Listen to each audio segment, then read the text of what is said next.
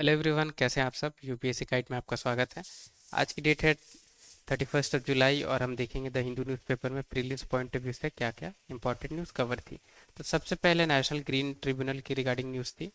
ठीक है, तो इन्होंने बताया कि 68 जो स्कूल्स हैं वो अभी भी प्रोटेक्टेड एरिया के अंदर हैं। तो हमें ये बॉडी को समझना है।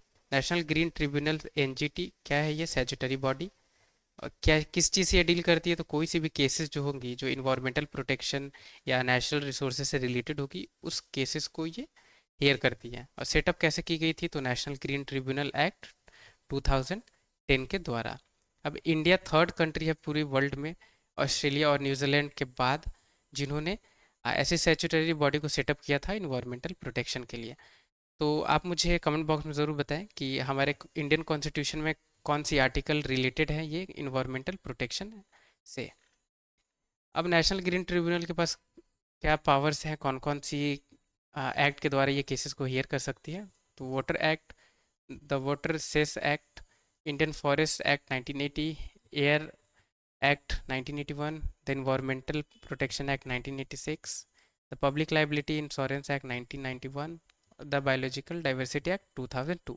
तो इन सारी जो एक्ट हैं इस पे एनजीटी काम करती है, और यही सारी एक्ट पे ही यूपीएससी ने पूछा हुआ था प्रीलिम्स में क्वेश्चन। ये तीन करेक्ट इसमें से एक्ट और एक इनकरेक्ट एक्ट यूपीएससी ने पूछा हुआ था कि अ, इन नीचे दिए गए ऑप्शन में से कौन सी एक पर्टिकुलर एक्ट पे एनजीटी की अथॉरिटी नहीं है, राइट। तो इसलिए ये हमारे लिए इंपॉर्टेंट है ये सारी एक्ट को जानना और ये बेसिक चीज़ें जानना, राइट। अब एक और बहुत इंपॉर्टेंट चीज़ है जो हमें पता होनी चाहिए कि ट्रिब्यूनल जो है, नेशनल ग्रीन ट्रिब्यूनल, इन्हें रोका गया है, प्रोहिबिट किया गया है। कोई सी भी वो इश्यूज अगर होती हैं नेशनल फॉरेस्ट एक्ट 1927 की या वाइल्ड लाइफ प्रोटेक्शन एक्ट 1972 की, या कोई सी भी ऐसी लॉ जो स्टेट बनाती है प्रोटेक्शन ऑफ ट्री या फॉरेस्ट के रिलेटेड, उस पे एक नेशनल ग्रीन ट्रिब्यूनल उन केसेस या इश्यूज पे वो हियरिंग नहीं कर सकती है। ठीक है, तो ये तीन चीज़ आपको याद रखनी है। कोई सी भी लॉज जो स्टेट बनाती है प्रोटेक्शन ऑफ ट्रीज या फॉरेस्ट के रिलेटेड, या अगर कोई सी भी इश्यूज अगर है वाइल्ड लाइफ प्रोटेक्शन एक्ट 1972 के तहत या इंडियन फॉरेस्ट एक्ट 1927 के तहत, तो उसे नेशनल ग्रीन ट्रिब्यूनल डील नहीं करेगी। अब ये फ्रंट पेज पे ही न्यूज़ थी जहां अभी वायनाड विलेज में लैंडस्लाइड की इश्यूज आई हैं, और ये हुई है चलियार रिवर की वजह से। ठीक है, Chaliyar river fourth longest river है केरला की। आपको याद रखनी है कि फोर्थ लॉन्गेस्ट रिवर है, ठीक है। और फर्स्ट सबसे लॉन्गेस्ट रिवर कौन है, लार्जेस्ट लॉन्गेस्ट रिवर कौन है केरला की, तो आप मुझे कमेंट बॉक्स में ज़रूर बताएं। अब चिलियार जो है, इसे चुलिका रिवर या नीलांबर रिवर या बेपोर रिवर भी कही जाती है। अब ये फ्लो कहाँ से करती है, तो मलप्पुरम डिस्ट्रिक्ट से फ्लो होती है। और ये इंपॉर्टेंट क्यों है, क्योंकि चिलियार की जो बैंक्स है, राइट, वहाँ पे गोल्ड फील्ड लोकेटेड है। ठीक है, तो नेचुरल गोल्ड फील्ड के लिए भी ये फेमस है रिवर। ऑरिजिनेट कहाँ से होती है, तो नीलगिरी माउंटेन्स में ऑरिजिनेट होती है। और एंड कहाँ होती है, अरेबियन सी में ये एंड होती है। तो याद रखनी है, वेस्ट फॉलोइंग रिवर है ये ईस्ट फॉलोइंग रिवर यानी बे ऑफ बंगाल में एंड नहीं होती है। ठीक है, इम्पॉर्टेंट है ये, क्योंकि अभी आपको पता है होगी कि कावेरी हो या गोदावरी हो या कृष्णा हो या ब्रह्मपुत्र हो, ये ऑलरेडी ये सारी रिवर्स न्यूज़ में है, राइट। अब ये प्रोमिनेंट है, मे बी यूपीएससी इस पे नहीं तो आपसे ये चिलियार रिवर के बारे में पूछ सकती है। ठीक है, तो आपको ये पता होनी चाहिए। अब स्वामीनाथन रिपोर्ट की रिगार्डिंग एक न्यूज़ आई हुई है। ठीक है, कभी क्रिटिसिज्म चल रही है गवर्नमेंट के द्वारा, तो आपको पता है होगी कि क्रिटिसिज्म ये सब क्या हो रही है। तो हमारे एग्जाम पॉइंट ऑफ व्यू से इंपॉर्टेंट नहीं है, राइट। ये रिपोर्ट हमारे लिए इंपॉर्टेंट है, वो देख लेते हैं। तो national commission on farmers constitute की गई थी 2004 में। किसके चेयरमैनशिप में, तो एम एस स्वामीनाथन के द्वारा। अब ये क्यों लाई गई थी, क्योंकि फार्मर सुसाइड बहुत ज़्यादा भी 2004 के वक्त हो रही थी, राइट, इसीलिए। अब ये जो कमीशन है, राइट, तो ये क्यों हमारे लिए इम्पोर्टेंट है। ये कमीशन आई थी एक तो फार्मर सुसाइड के रिलेटेड रिगार्डिंग आई थी, ठीक है। और इस कमीशन ने बहुत इंपॉर्टेंट जो रिपोर्ट अपनी पब्लिश की थी उसमें एमएसपी को हाईलाइट किया था इस कमीशन ने। तो अगर आपसे पूछी जाती है कि स्वामीनाथन कमीशन किस चीज़ से रिलेटेड है, तो एमएसपी अगर ऑप्शन में रहेगी तो एमएसपी, या अगर फार्मर्स रहेगी या फार्मर सुसाइड रहेगी तो इनमें से आप सेलेक्ट कर सकते हैं। ठीक है, और बहुत इंपॉर्टेंट एक है रिकमेंडेशन एमएसपी के रिलेटेड, जो स्वामीनाथन कमीशन ने बताया कि 50% ज़्यादा एमएसपी मिलनी चाहिए फार्मर्स को, उनकी जो एवरेज कॉस्ट ऑफ प्रोडक्शन है उससे रिलेटेड, उसके रिलेटिवली। यानी ये कहने का मतलब कि अगर फार्मर ने 100 रुपीज़ अगर उसे एवरेज लगी एक वीट की प्रोडक्शन करने में, तो अब स्वामीनाथन की क्या रिकमेंडेशन थी कि 50%, यानी 100 की 50% कितनी होगी, 50 रुपीज़, यानी 150 रुपीज़ एमएसपी में मिलनी चाहिए फार्मर को, ना ही कि 100 रुपीज़। तो एवरेज कॉस्ट ऑफ प्रोडक्शन पे फार्मर को एमएसपी नहीं अलॉट करनी चाहिए, उन्हें 50% उन्हें हाइक करके फार्मर्स को एमएसपी मिलनी चाहिए। तो ये कुछ रिकमेंडेशन थी हमारे लिए। तो इम्पोर्टेंट ये है कमीशन के किस पे ये किस चीज़ से रिलेटेड है, ठीक है। तो ये आपको पता होनी चाहिए, फार्मर सुसाइड आए या फार्मर्स आए या एमएसपी आए, तो ये आप कर पाएंगे। अब चाबहार पोर्ट के बारे में न्यूज़ है। तो ईरान की ये पोर्ट है चाबहार पोर्ट, ठीक है। अब इंडिया के लिए इजी हो जाएगी, राइट, इज कनेक्ट करने के लिए ईरान से। तो याद रखनी है किस कंट्री की, तो चाबहार पोर्ट है ईरान कंट्री की। अब H1N1 के बारे में न्यूज़ है। पंजाब में 41 डेथ हुई थी इसकी वजह से। अब ये डेथ क्यों हुई थी, तो इन्फ्लुएंजा एक वायरस की वजह से हुई थी। अब इन्फ्लुएंजा ए वायरस से क्या होती है, तो स्वाइन फ्लू होती है, जिसे स्वाइन फ्लू या पिग फ्लू भी कही जाती है, ठीक है। ये रेस्पिरेटरी डिजीज़ है, कॉज होती है इन्फ्लुएंजा ए वायरस की वजह से। अब स्वाइन इन्फ्लुएंजा ये कॉमन है पिग्स में। ट्रांसमिट ह्यूमन में कैसे होती है, तो पिग्स के द्वारा होती है। प्रेग्नेंट वुमेन को अगर H1N1 से अगर वो इन्फेक्टेड है तो कॉम्प्लिकेशंस हो जाती है प्रेगनेंसी के द्वारा, राइट। और वैक्सीन अवेलेबल है इसकी ट्रीटमेंट के लिए। अब gold sovereign gold bond scheme के रिलेटेड न्यूज़ है, ठीक है। तो हम इसे देख लेते हैं। Sovereign gold bond SGB scheme, ये स्कीम थी जो लॉन्च की गई है गवर्नमेंट ऑफ इंडिया के द्वारा 2015 में अंडर गोल्ड मोनेटाइजेशन स्कीम। तो गोल्ड मोनेटाइजेशन स्कीम के अंदर ही सॉवरेन गोल्ड बॉन्ड लाई गई थी। अब क्यों लाई गई थी, कि जो डिमांड है फिजिकल गोल्ड की इसे रिड्यूस करने के लिए। अब सोवरेन गोल्ड बॉन्ड क्या है, तो गवर्नमेंट सिक्योरिटीज़ है। इशू कौन करता है, रिजर्व बैंक ऑफ इंडिया, याद रखनी है। फाइनेंस मिनिस्ट्री नहीं करती है, रिजर्व बैंक ऑफ इंडिया करती है गवर्नमेंट के बिहाफ पे। अब सबसे मिनिमम कितनी इन्वेस्टमेंट इसमें government sorry sovereign gold bond में पर इंडिविजुअल कर सकती है, तो 1 ग्राम ऑफ गोल्ड। मैक्सिमम क्या लिमिट है इसकी, तो 4 kg इंडिविजुअल के लिए, 4 kg हिंदू अनडिवाइडेड फैमिलीज के लिए, 20 kg ट्रस्ट के लिए या सिमिलर ऐसी एंटिटीज होती है उनके लिए। और आपको याद रखनी है कि पर फिजिकल ईयर रहेगी ये। Sovereign gold bond can be issued used as collateral for loans, तो कोलेटरल के तौर पे भी इसे यूज़ की जा सकती है। ट्रेडिंग ट्रेडिंग के लिए भी इसे यूज़ की जा सकती है, ठीक है। अब सोवरेन गोल्ड बॉन्ड कैसे मिलेगी किसी को, तो शेड्यूल कमर्शियल बैंक इससे सेल करेंगी, except small finance bank, payment bank और रीजनल रूरल बैंक ये नहीं कर सकती हैं, आपको याद रखनी है, ठीक है। तो शेड्यूल कमर्शियल बैंक करेंगी इसे stock holding corporation of India limited, clearing corporation of India limited, designated अगर कोई पोस्ट ऑफिस है, या national stock exchange, Bombay stock exchange, ठीक है।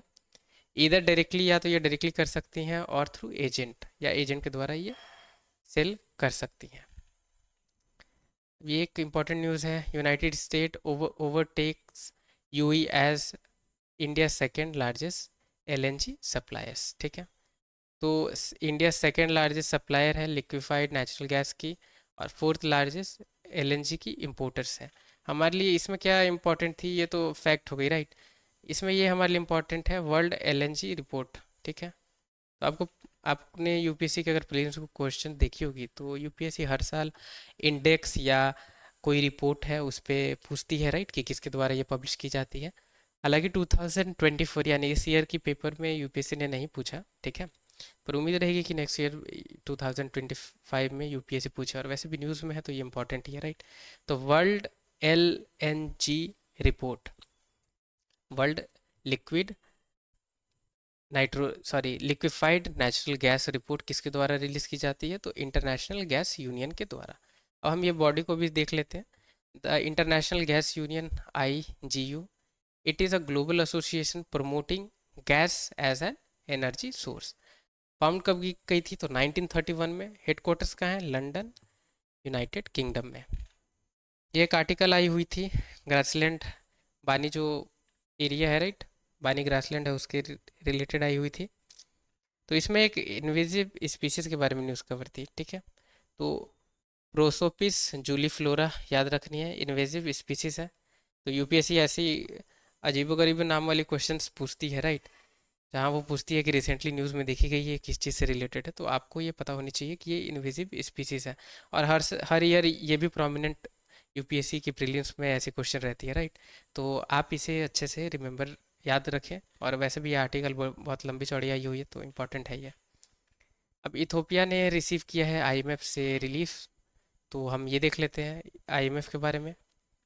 इंटरनेशनल मॉनेटरी फंड, ठीक है, यानी आईएमएफ, ये क्या है? मेजर फाइनेंशियल एजेंसी है ऑफ यूनाइटेड नेशन की फाइनेंशियल एजेंसी है, और इंटरनेशनल फाइनेंशियल इंस्टीट्यूट भी है, ठीक है। फाउंड की गई थी 190 मेंबर्स कंट्री के द्वारा। अब हेडक्वार्टर्स कहाँ है इसकी? तो वाशिंगटन डीसी में। It is regarded as the global lender of last resort to national government. तो global lender of last resort IMF को कही जाती है, याद रखनी है। यूपीएससी इसी पे क्वेश्चन पूछ सकती है कि किसे global lender of last resort कही जाती है, ठीक है। तो ये है इंटरनेशनल मॉनेटरी फंड। अब lender of last resort India में कौन है, आप मुझे ज़रूर कमेंट बॉक्स में बताएं। वैसे इसका क्या मतलब होता है कि country can take monetary help to fight against economic crisis. अगर कहीं कोई कंट्री में इकोनॉमिक क्राइसिस हो रही है, राइट, तो उन्हें इकोनॉमिक क्राइसिस से बचने के लिए या उससे लड़ने के लिए मॉनेटरी हेल्प लेती है आ, कोई पर्टिकुलर ऑर्गेनाइजेशन से, ठीक है। उसे ही कही गई है global lender of last resort. तो आईएमएफ से जनरली कंट्रीज क्या करती है, वहाँ से वो लोन लेती है या मॉनेटरी हेल्प लेती हैं, ताकि वो अपनी इकोनॉमिक की सिचुएशन जो है या इकोनॉमिक की जो क्राइसिस है उससे उसे इम्प्रूव कर पाए। इस्टेब्लिश की गई थी 1945 में। कब इस्टेब्लिश हुई थी? तो 1945 में ब्रिटेन वुड कॉन्फ्रेंस के दौरान।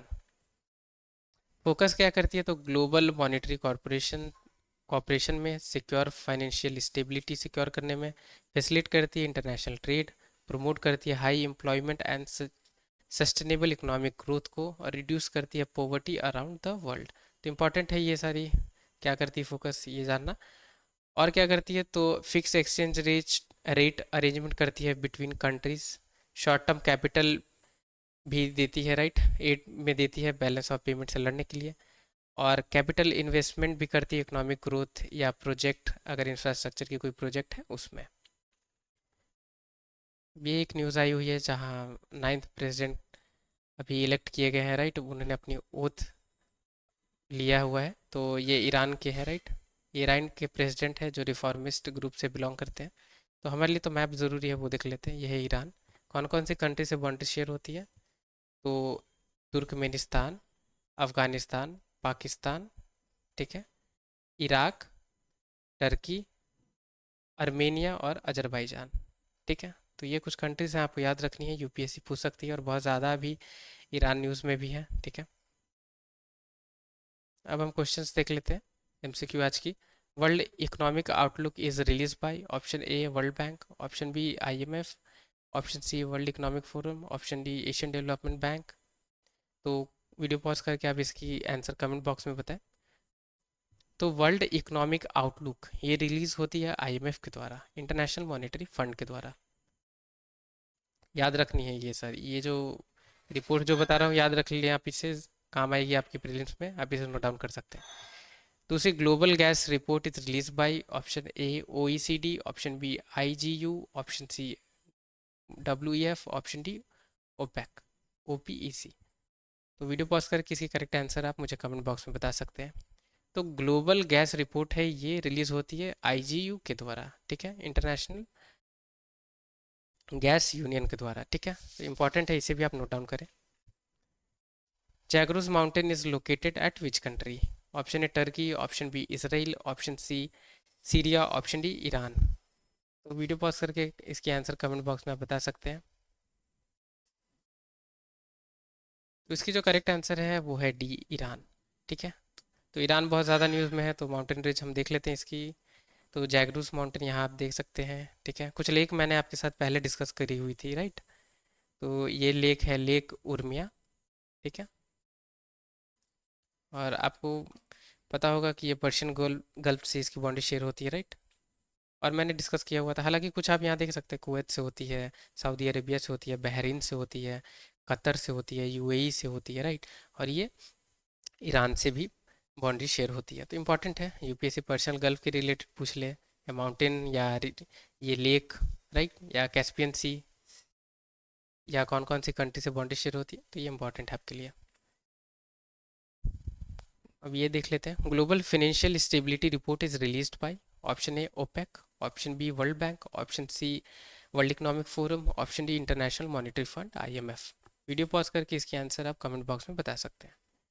तो इसकी जो करेक्ट आंसर है, ग्लोबल फाइनेंशियल स्टेबिलिटी रिपोर्ट ये आईएमएफ के द्वारा रिलीज की जाती है, तो है डी, ऑप्शन डी आईएमएफ। तो ये जो रिपोर्ट्स मैंने आपके साथ शेयर करी है, ये आज ही की न्यूज़ में है, ठीक है। तो आप इसे अच्छे से नोट डाउन कर लें और इसे याद रखें। चांसेस रहेगी कि यूपीएससी प्रीलिम्स में ये पूछ सकती है आपसे डायरेक्टली, ठीक है। तो thank you so much. Video अगर पसंद आई होगी तो लाइक ज़रूर करें। चैनल पे नए हैं, अभी तक सब्सक्राइब नहीं किया तो प्लीज़ चैनल सब्सक्राइब करें। टिल द टाइम के लिए take care, have a great day ahead.